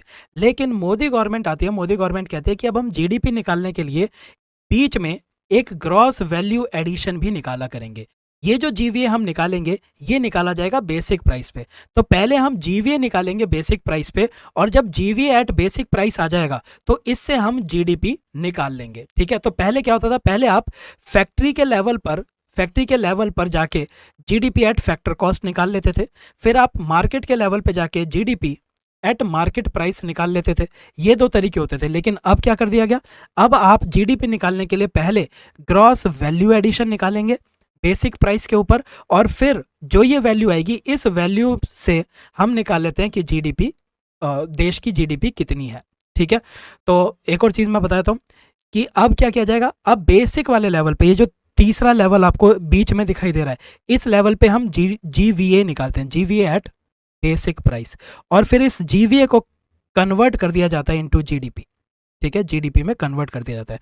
तो अब देखते हैं कि ये आखिर फैक्टर कॉस्ट, बेसिक प्राइस और आपके मार्केट प्राइस होते क्या हैं, ठीक है। ये सिंपल सी चीज़ देखनी है, ज़्यादा कंफ्यूज नहीं होना है। ये नया तरीका है जिसके अंदर हम क्रॉस वैल्यू एडिशन को पहले निकालते हैं और फिर उसके बाद हम जीडीपी को निकालते हैं, ठीक है। चलिए इसको देखते हैं अब हम। अच्छा, उन तीनों चीज़ों को देखने से पहले एक और कॉन्सेप्ट देखना था, इसीलिए मैंने वो रब कर दिया। वो कॉन्सेप्ट क्या है, देखिए, कोई भी चीज़ प्रोड्यूस हो रही है तो प्रोड्यूस कहाँ पे होगी, फैक्ट्री के अंदर वो प्रोड्यूस होती है चीज़, और फैक्ट्री के अंदर प्रोड्यूस होने के बाद वो मार्केट के अंदर जाके बिक जाती है। तो फैक्ट्री के अंदर जब कोई सामान प्रोड्यूस हो रहा होता है, सामान जब प्रोड्यूस हो रहा होता है तो उस सामान को बनाने की कॉस्ट क्या आती है, तो याद रख लीजिए, सामान को बनाने की कॉस्ट बराबर होती है फैक्टर्स ऑफ प्रोडक्शन की रेम्यूनरेशन के बराबर। यानी कि आप फैक्टर्स ऑफ प्रोडक्शन को जितने पैसे दे रहे हैं उसी के बराबर उस सामान को बनाने की कॉस्ट आएगी। फैक्टर्स ऑफ प्रोडक्शन क्या हो गया, आपके लैंड, लेबर, कैपिटल और एंटरप्रेन्योर। लैंड के लिए आपको रेंट देना होगा, लेबर के लिए आपको वेज देनी होगी, कैपिटल के लिए ब्याज, और एंटरप्रेन्योर प्रॉफिट रखता है, ठीक है। तो जब हम फैक्ट्री पे कोई कॉस्ट निकालते हैं तो इसका मतलब होता है कि हम फैक्टर्स ऑफ प्रोडक्शन की रेम्यूनरेशन निकालने की कोशिश कर रहे हैं। अब ये सामान फैक्ट्री में बना है, फैक्ट्री में यूज तो नहीं हो जाएगा, फैक्ट्री वाला बना किस लिए रहा है, ताकि वो सामान मार्केट में आए और मार्केट में आके बिक जाए। तो अब इसका एक एग्जांपल देखिए, जो हमारी ऐप है, ऐप क्या है, ऐप एक तरह की मार्केट है। इस मार्केट के ऊपर हम क्या बेच रहे हैं, हम एक प्रोडक्ट बेच रहे हैं, और वो प्रोडक्ट क्या है, प्रोडक्ट है हमारा कोर्स। तो जब भी कोई भी स्टूडेंट इस कोर्स को परचेज करता है तो उसको क्या देना होता है, इस कोर्स की एक तो प्राइस देनी होती है, जो भी कोर्स का प्राइस है, प्लस इसके ऊपर 18% जीएसटी देना होता है। ये जो जीएसटी है, ये जीएसटी ना तो मैं अपने पास रखता हूँ ना ही आप अपने पास रख सकते हैं, ये जीएसटी सरकार को जाता है।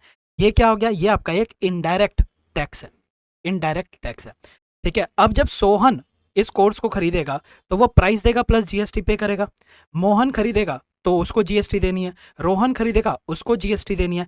यानी कि जब भी मैं अपने कोर्स की एक यूनिट बेचूंगा तो इस एक यूनिट के ऊपर ये जो 18% जीएसटी वो लग जाएगी। दूसरी यूनिट बेचूंगा उस पर भी जीएसटी लगेगी, तीसरी बेचूंगा उस पर भी जीएसटी लगेगी, ठीक है। अगर मान लीजिए मैंने जीरो यूनिट सेल किया तो मेरे ऊपर जीएसटी कितना है, 0 रुपये। और मान लीजिए मैंने एक यूनिट सेल किया तो मेरे ऊपर कितना जीएसटी लगेगा, सिर्फ एक बारी 18% जीएसटी लग जाएगा। अगर मैं 100 बारी 100 यूनिट बेच देता हूँ, 100 कोर्स बेच देता हूँ, तो मेरे ऊपर ये जो 18% जीएसटी ये कितनी बार लगेगा, ये 100 बार ये लगेगा। यानी कि मैं जितनी यूनिट बेच रहा हूँ उसी यूनिट के हिसाब से मेरा इनडायरेक्ट टैक्सेशन जो है वो इंक्रीज होता जा रहा है। तो मार्केट के अंदर जब मैं कोई कोर्स बेचता हूँ या मार्केट के अंदर जब भी कोई सामान बिकता है तो उस सामान के ऊपर इनडायरेक्ट टैक्स लगता है। ये जो इनडायरेक्ट टैक्स है मार्केट के अंदर जो भी सामान बिकेगा इसके ऊपर इनडायरेक्ट टैक्स लगता है।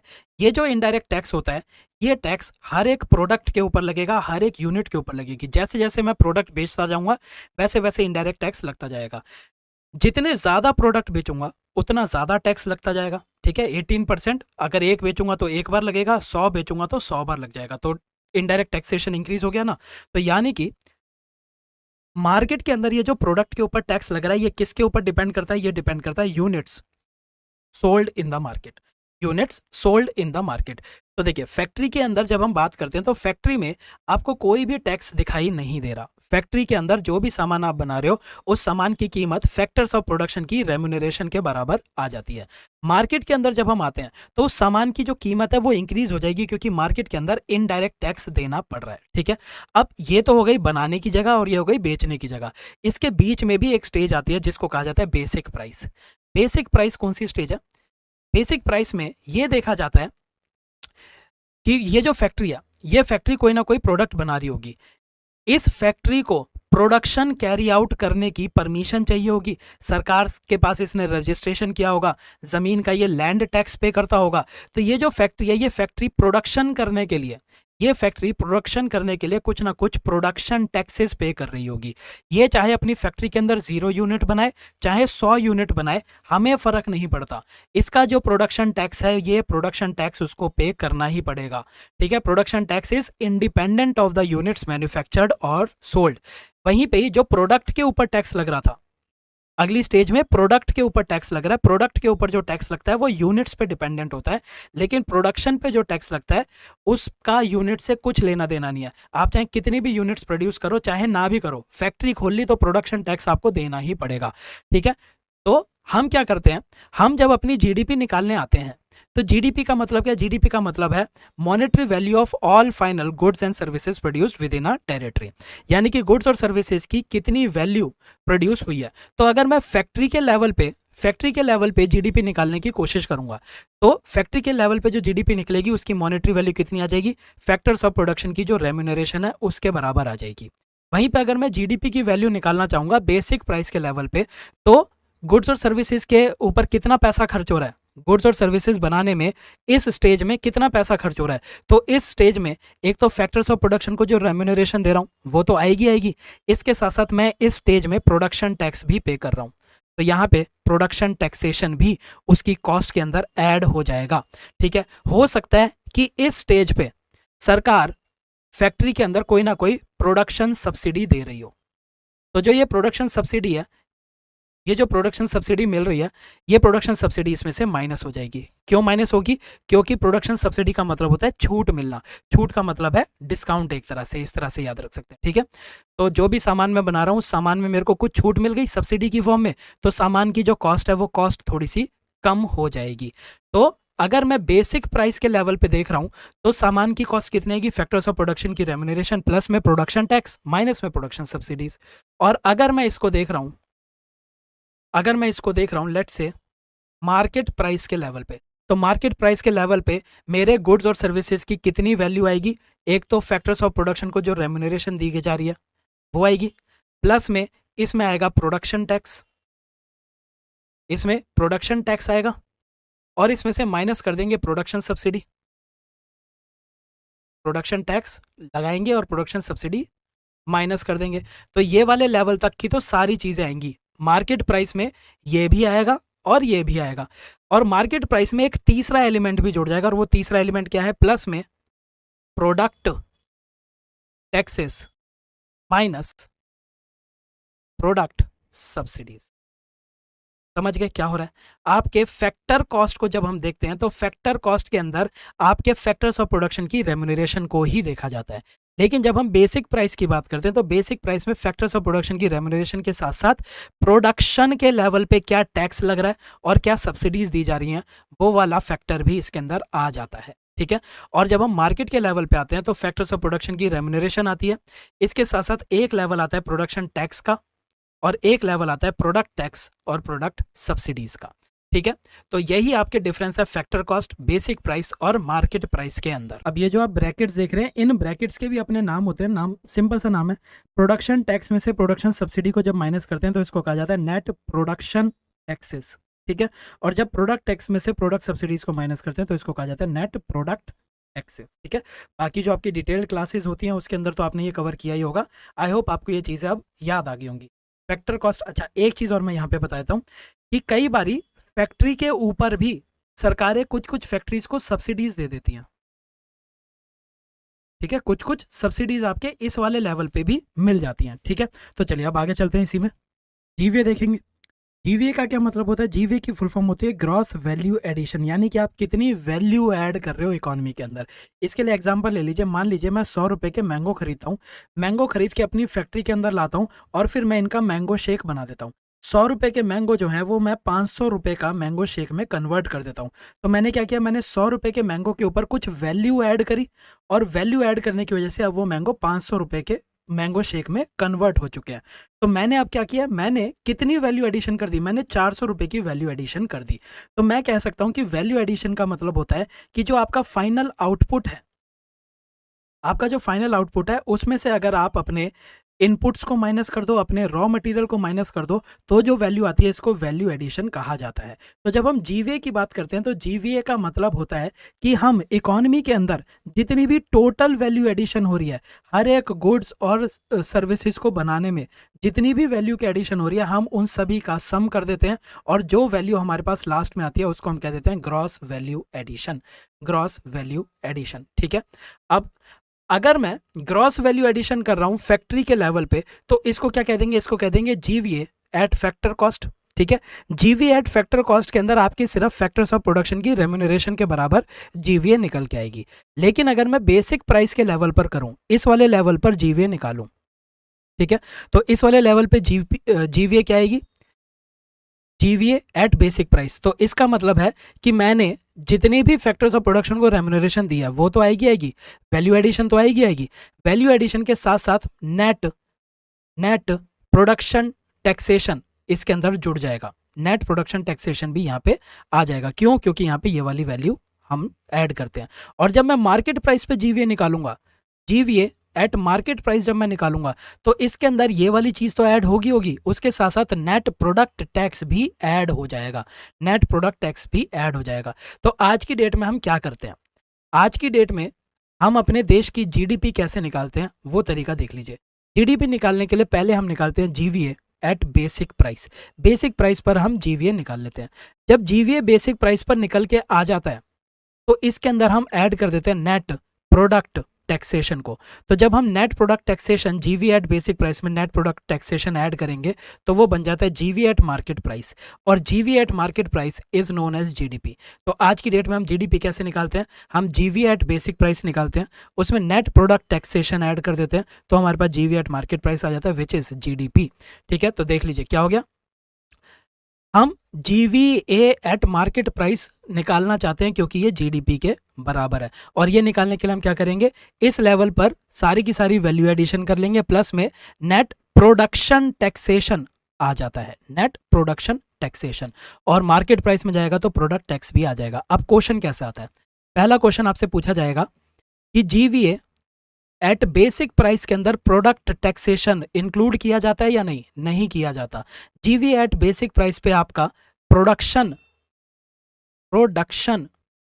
टैक्सेशन इंक्लूड किया जाता है, और क्या एक्सक्लूड करते हैं, प्रोडक्शन सब्सिडीज एक्सक्लूड कर दी जाती है। और जीवीए एट मार्केट प्राइस के अंदर क्या होता है, जीवीए एट मार्केट प्राइस के अंदर आपका जीवीए एट बेसिक प्राइस होता है, प्लस में नेट प्रोडक्ट टैक्सेशन भी इंक्लूड कर देते हैं। ये चीज़ आपको याद रखनी है। अगर ज़रा सी भी कंफ्यूजन है तो जो हमारे डिटेल लेक्चर हैं उसके अंदर आप देख के रिजॉल्व कर सकते हैं। ठीक है, अब हम अपने अगले कॉन्सेप्ट की तरफ बढ़ेंगे। अगला कॉन्सेप्ट हमारा क्या कहता है, अगला कॉन्सेप्ट है जो जीडीपी है। आपकी जीडीपी नॉमिनल भी हो सकती है और रियल भी हो सकती है। जो आपकी नॉमिनल जीडीपी होती है, इसके अंदर इन्फ्लेशन के इफेक्ट को एडजस्ट नहीं किया जाता है, ठीक है। इसके अंदर इन्फ्लेशन का इफेक्ट हमें दिखाई दे रहा होता है, इसके अंदर इन्फ्लेशन का इफेक्ट हमें दिख रहा होता है। रियल जीडीपी बेस प्राइस पर निकाली जाती है और इसके अंदर इन्फ्लेशन का इफेक्ट हमें नहीं दिख रहा होता है, ठीक है। अब इसी से एक कॉन्सेप्ट निकल के आता है जीडीपी डिफ्लेटर का। जीडीपी डिफ्लेटर, जीडीपी डिफ्लेटर क्या होता है? जीडीपी डिफ्लेटर का मतलब होता है नॉमिनल जीडीपी, नॉमिनल जीडीपी को जब आप रियल जीडीपी से डिवाइड कर देंगे तो वो आपका जीडीपी डिफ्लेटर आ जाता है। And GDP deflator is an indicator of inflation in an economy, inflation in an economy. हमारी नॉमिनल जीडीपी में इन्फ्लेशन होती है, तो जब हम नॉमिनल जीडीपी को रियल जीडीपी से डिवाइड करेंगे तो इन्फ्लेशन हमें पता चल जाती है। अच्छा, एक और चीज़, जब हम जीडीपी निकालते हैं तो जीडीपी के अंदर हम all final goods and services निकालते हैं, all final goods and services इसके अंदर कैलकुलेट किया जाता है। तो जब हम जीडीपी नॉमिनल लेवल पे निकालेंगे तो इसके अंदर हमने कितने गुड्स और सर्विसेज को देखा है? इसके अंदर हमने ऑल गुड्स एंड सर्विसेज को इंक्लूड किया है। जब हम रियल जीडीपी निकालते हैं तो यहाँ पे भी all goods and services are included. तो जब जीडीपी डिफ्लेटर निकालते हैं तो यहाँ पे जो इन्फ्लेशन निकल के आती है तो उसके अंदर हर एक गुड्स और सर्विसेज का जो फैक्टर है वो इंक्लूड किया जाता है। ये क्यों इंपॉर्टेंट है? ये इसलिए इंपॉर्टेंट है क्योंकि इन्फ्लेशन निकालने के लिए हम अभी आप आगे देखेंगे कि सीपीआई निकाला जाता है, डब्ल्यूपीआई निकाला जाता है। तो जब हम सीपीआई और डब्ल्यूपीआई के थ्रू देश के अंदर इन्फ्लेशन निकालते हैं तो इसके अंदर सभी के सभी गुड्स और सर्विसेज को नहीं देखा जाता है। इसके अंदर हम एक बास्केट बनाते हैं और उस बास्केट के अंदर हम कुछ गुड्स और कुछ सर्विसेज को देख लेते हैं। अगर इन गुड्स और सर्विसेज के प्राइसेस इंक्रीज हो रहे होते हैं तो हम ये मान लेते हैं कि पूरी इकोनॉमी के प्राइसेस इंक्रीज हो रहे होंगे, और अगर इन गुड्स और सर्विसेज के प्राइसेस डिक्रीज हो रहे होते हैं तो हम मान लेते हैं पूरी इकोनॉमी के डिक्रीज हो रहे होंगे। लेकिन सीपीआई और डब्ल्यूपीआई के अंदर सभी गुड्स और सर्विसेज के प्राइसेस को चेक नहीं किया जाता है। उसके अंदर सिर्फ एक बास्केट बना ली जाती है, उस बास्केट के अंदर कुछ गिने चुने आइटम रखे जाते हैं और उन्हीं आइटम के प्राइसेस को चेक करते हैं और हम देखते हैं कि क्या इनके प्राइसेस इंक्रीज हो रहे हैं या डिक्रीज हो रहे हैं। इंक्रीज हो रहे हैं तो देश में इन्फ्लेशन है, नहीं हो रहे तो फिर इन्फ्लेशन नहीं है। लेकिन जब हम जीडीपी डिफ्लेटर से इन्फ्लेशन निकालते हैं, जब जीडीपी डिफ्लेटर से इन्फ्लेशन निकालते हैं तो जीडीपी डिफ्लेटर में हमें पूरी इकोनॉमी में जितने भी गुड्स और सर्विसेज हैं उन सभी के बारे में पता चल जाता है, ठीक है। ऐसा क्यों पता चलता है? क्योंकि नॉमिनल जीडीपी में भी आपके सारे गुड्स और सर्विसेज को देखा जाता है, रियल जीडीपी में भी सभी गुड्स और सर्विसेज को देखा जाता है। तो जब हम इन दोनों फैक्टर्स को डिवाइड करेंगे उसके बाद जो हमारे पास जीडीपी डिफ्लेटर आएगा तो इस जीडीपी डिफ्लेटर के अंदर भी सभी गुड्स और सर्विसेज को कंसीडर करने के बाद पता चलता है कि इकोनॉमी में इन्फ्लेशन असली में आई है या नहीं आई, ठीक है। तो जीडीपी डिफ्लेटर एक अच्छा टूल होता है इन्फ्लेशन को निकालने का।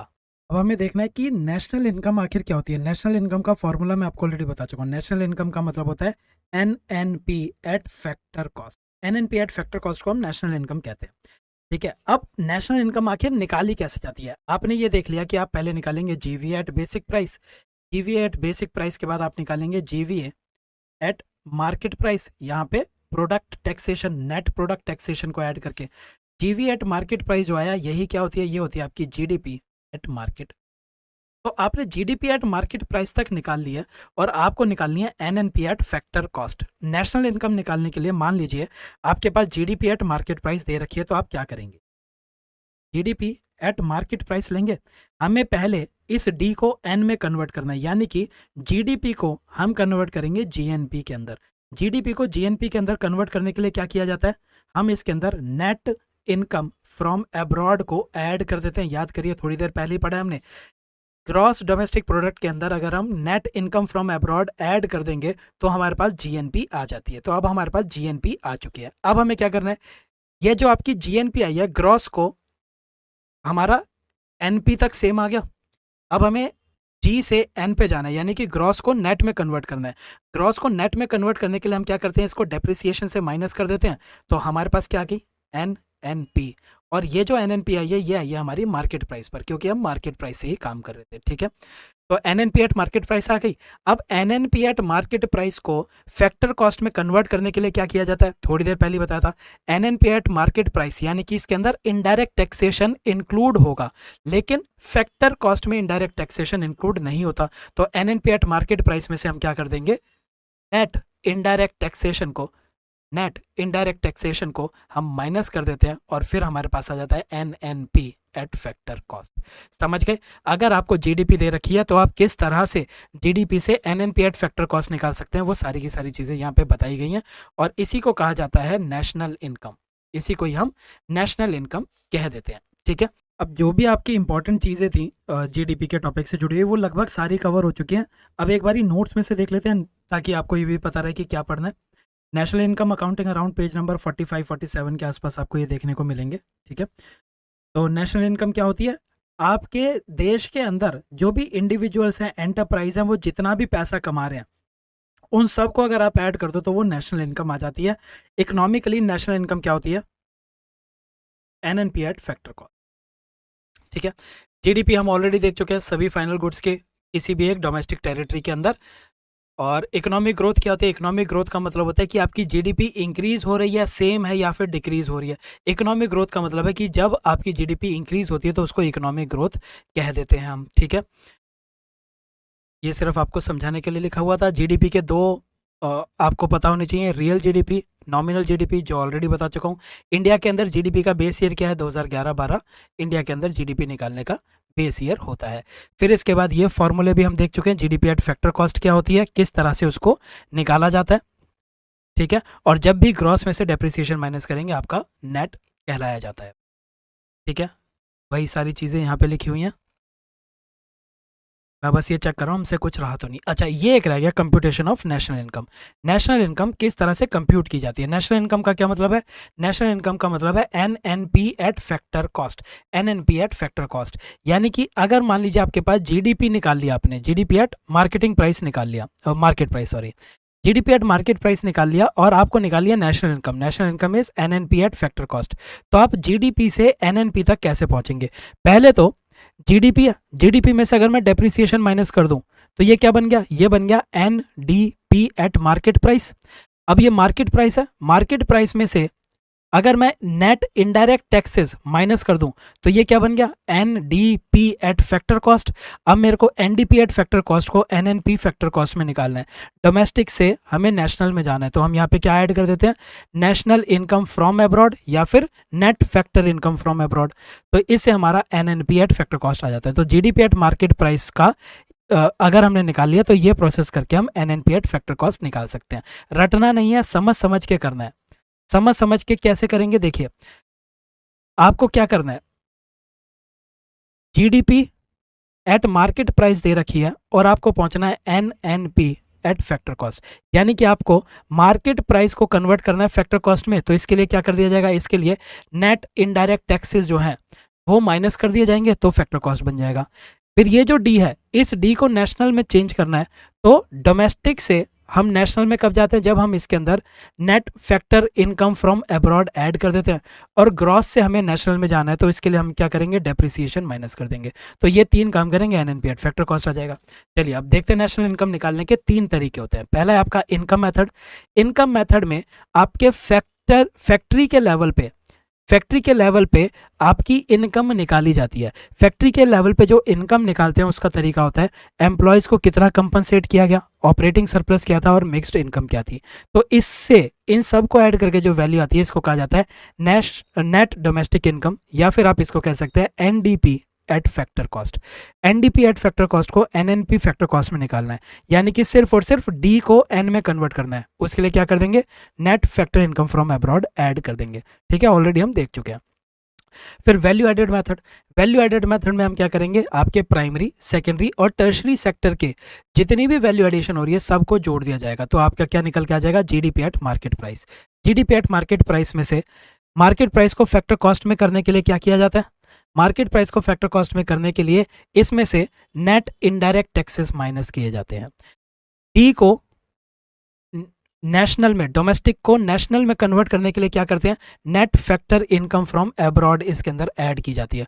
और ग्रॉस को नेट में कन्वर्ट करने के लिए हम क्या करते हैं? डेप्रिसिएशन माइनस करते हैं। तो वही काम किया, depreciation minus, net indirect tax minus और net factor income from abroad add कर दी। तो इससे आ गया एनएनपी एट फैक्टर कॉस्ट। ठीक है, वैल्यू एडिशन मैंने कहा कि primary sector, secondary sector, tertiary sector की वैल्यू एडिशन की जाती है। वैल्यू एडिशन का फॉर्मूला हम ऑलरेडी देख चुके हैं। जितना भी आपकी वैल्यू ऑफ प्रोडक्शन है, जो भी आपका फाइनल आउटपुट है, उसमें से इंटरमीडिएट गुड्स की वैल्यू को माइनस कर दो। एक्सपेंडिचर मेथड क्या होता है? देखिए, देश के अंदर एक्सपेंडिचर सिर्फ कुछ ही लोग एक्सपेंडिचर कर रहे हैं। देश के अंदर कौन कौन एक्सपेंडिचर कर रहा है? देश के अंदर एक्सपेंडिचर करते हैं आपके हाउस होल्ड, ठीक है। हाउस होल्ड के अलावा एक्सपेंडिचर कौन करता है? हाउस होल्ड के बाद आपकी जो फर्म्स हैं, फर्म्स एक्सपेंडिचर कर रही हैं, सरकारें एक्सपेंडिचर कर रही हैं, और फिर आपके एक्सटर्नल सेक्टर में कुछ एक्सपेंडिचर हो रहा होगा। हाउस होल्ड जो एक्सपेंडिचर करती हैं उसको कंजम्पशन एक्सपेंडिचर कहते हैं, सी से दिखाते हैं। फर्म्स के एक्सपेंडिचर को आई से दिखाते हैं, क्योंकि ये इन्वेस्टमेंट है। इन्वेस्टमेंट को हम कैपिटल फॉर्मेशन भी कहते हैं, ठीक है। गवर्नमेंट एक्सपेंडिचर को हम जी से दिखाते हैं, ग्रॉस फाइनल कंजम्पशन एक्सपेंडिचर। और एक्सटर्नल सेक्टर में जो एक्सपेंडिचर हो रहा है वो नेट एक्सपोर्ट्स होता है, एक्सपोर्ट माइनस इंपोर्ट। ये सारी की सारी चीज़ें हमें जीडीपी एट मार्केट प्राइस दे देती हैं, और फिर हम इस जीडीपी एट मार्केट प्राइस को एनएनपी एट फैक्टर कॉस्ट में ऐड कर देते हैं। जीडीपी की लिमिटेशन मैं आपको ऑलरेडी बता चुका हूँ, तो इसको एक बार आप जल्दी से रीड करेंगे, ठीक है। ग्रॉस वैल्यू एडिशन, जो भी चीज़ समझने वाली थी वो सारी की सारी बता दी। जीवी एट बेसिक प्राइस पे निकालते हैं, ठीक है। और फिर जीवी एट बेसिक प्राइस के अंदर जब हम प्रोडक्ट टैक्स ऐड कर देते हैं और प्रोडक्ट सब्सिडी माइनस कर देते हैं, तो ये आ जाता है हमारे पास नेट प्रोडक्ट टैक्सेशन। तो जब हम जीवी एट बेसिक प्राइस में नेट प्रोडक्ट टैक्सेशन ऐड करते हैं, तो हमारे पास आ जाता है GVA eight market price, which is nothing but GDP at market price, ठीक है। तो जीवीए क्या होता है? GVA is GDP minus indirect taxes, ये भी कहा जा सकता है इसको, ठीक है। कुछ और डेफिनेशन, जैसे कि पर्सनल इनकम क्या होती है? हाउस होल्ड जितना भी पैसा कमा रहे हैं, हाउस होल्ड, एक इकोनॉमी के अंदर कौन कौन इकोनॉमिक एजेंट होता है? हाउस होल्ड इकोनॉमिक एजेंट है, फर्म्स ये इकोनॉमी के अंदर पार्टिसिपेट कर रहा है, गवर्नमेंट और एक्सटर्नल सेक्टर। इकोनॉमिक एजेंट का मतलब होता है जो कि इकोनॉमिक डिसीजंस लेता है। तो हाउस होल्ड इकोनॉमिक डिसीजंस लेंगे, फर्म्स लेंगी, गवर्नमेंट लेंगे और एक्सटर्नल सेक्टर लेगा। हाउस होल्ड जितनी भी इनकम रिसीव करते हैं, उन सभी इनकम को हम पर्सनल इनकम कहते हैं, ठीक है। लेकिन मान लीजिए मेरे पास आज 100 रुपये आ रहे हैं, क्या मैं ये 100 के 100 रुपये खर्च कर सकता हूँ? मैं ये 100 के 100 रुपये डिस्पोज ऑफ नहीं कर सकता। मेरे को इन 100 रुपयों में से कुछ ना कुछ टैक्स देना पड़ेगा, ठीक है। हो सकता है कि कुछ ना कुछ मेरे को और भी फाइन देने हो जो कि टैक्स ना हो, जैसे कि बिल पे करना मेरे ऊपर हो सकता है कि कोई फाइन लग गया हो, ठीक है। टैक्स क्या होता है? टैक्स के बदले में मैं कोई और सर्विसेज नहीं ले रहा सरकार से, लेकिन जब मैं बिल पे कर रहा हूं, तो मैं बिल क्यों पे करूंगा? क्योंकि मैंने सरकार से कोई सर्विस ली होगी। फॉर एग्जांपल, मैंने इलेक्ट्रिसिटी यूज़ की, मैं उसका बिल पे कर रहा हूँ, ठीक है। मैं हो सकता है कि कहीं पे जाऊँ और फ़ी पे करूँ, ठीक है। कई बारी मेरे को गवर्नमेंट की सर्विस लेने के लिए फ़ी भी पे करनी पड़ जाती है। तो मेरे पास भले ही 100 रुपये आए थे, पर मैं 100 के 100 रुपये खर्च नहीं कर सकता, डिस्पोज नहीं कर सकता। मुझे इन 100 रुपये में से अपना टैक्स भी पे करना है और इसके अलावा कुछ और भी खर्चे करने हैं। तो डिस्पोजेबल पर्सनल इनकम क्या होती है? ये होती है आपकी पर्सनल इनकम में से जितना भी आपको टैक्स पे करना है वो माइनस कर दो, और जो आपकी नॉन टैक्स पेमेंट हो रही है वो माइनस कर दो, तो आपकी पर्सनल डिस्पोजेबल इनकम आ जाती है। ये जो इनकम है, चाहूँ तो मैं इसको कंज्यूम कर लूँ, यानी कि खर्च कर दूँ, चाहूँ तो मैं इसको सेव कर दूँ। अब आपसे जो एक क्वेश्चन पूछा जाता है वो ये कि पर्सनल इनकम के अंदर क्या क्या चीज़ें शामिल होती हैं और क्या क्या चीज़ें शामिल नहीं होती। तो उसके लिए आपको ये फॉर्मूला याद रखना पड़ेगा जो आपके सामने है, ठीक है। डिटेल्ड लेक्चर के अंदर मैंने आपको बताया था कि पर्सनल इनकम क्या होती है। आपकी जो नेशनल इनकम आई है, नेशनल इनकम में से कॉरपोरेट ने जो पैसा कमाया है, वो कॉरपोरेट का जो पैसा है वो पैसा माइनस कर दो। कॉरपोरेट प्रॉफिट कमाती है ना, तो अनडिस्ट्रीब्यूटेड प्रॉफिट जो है वो आप माइनस कर देंगे। नेशनल इनकम में से कॉरपोरेट का पैसा माइनस हो गया, ठीक है। फिर उसके बाद आप हाउस होल्ड हो, पर्सनल इनकम क्या है? हाउस होल्ड की इनकम। तो जो हाउस होल्ड है, हाउस होल्ड ढेर सारा ब्याज भी पे करता है। ये जो ब्याज है, ये ब्याज उसको अपनी पर्सनल इनकम में से माइनस करना होता है। तो पर्सनल इनकम में से आप net interest payment made by house hold को भी माइनस करोगे, ठीक है।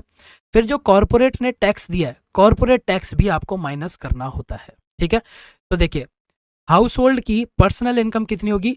नेशनल इनकम में से कंपनी ने जो प्रॉफिट डिस्ट्रीब्यूट नहीं किया वो माइनस कर दो, जो कंपनियों ने कॉर्पोरेट टैक्स पे किया है वो माइनस कर दो, आपने जो इंटरेस्ट पे किया है यानी कि हाउस होल्ड ने जो इंटरेस्ट पे किया है वो माइनस कर दो, ठीक है। तो ये तीनों की तीनों चीज़ें आपकी पर्सनल इनकम में एक्सक्लूड कर दी जाती हैं, और आपकी पर्सनल इनकम के अंदर ट्रांसफ़र पेमेंट इंक्लूड की जाती है।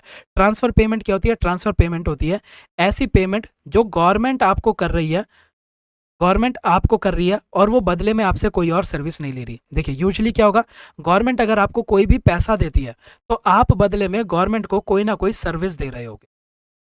गवर्नमेंट अगर आपको कोई पैसा देगी तो बदले में आप कोई सर्विस दे रहे होगे, ठीक है। जैसे कि गवर्नमेंट एम्प्लॉय अपनी नौकरी कर रहा है इसीलिए उसको पगार मिल रही है, लेकिन कई बार क्या होता है, गवर्नमेंट कुछ पैसा लोगों को यूं ही दे देती है जिसके बदले में गवर्नमेंट उनसे कोई भी सर्विस नहीं मांग रही।